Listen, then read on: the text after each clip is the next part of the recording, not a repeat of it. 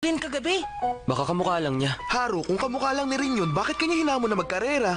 Eh di multo siguro yun. Hindi naman siya nakalutang. Kung ganun, doppelganger yun. Ah, may naalala ako sa sinabi mo. Yung laro natin sa swim club nun. Super Fusion Doppelgang! Ang ingay mo, Makoto. Ano bang problema nyo? Pasensya ka na, hindi ako nakikinig. Ha?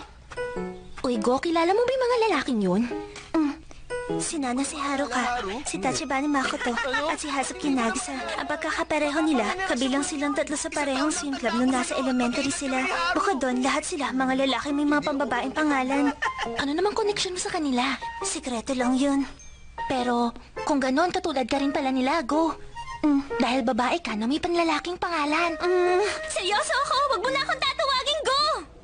Ano ba naman kayo? Abandonado ang building na yon, pero trespassing pa rin ang pagpasok nyo doon na walang paalam. Naiintindihan nyo? Pasensya na po.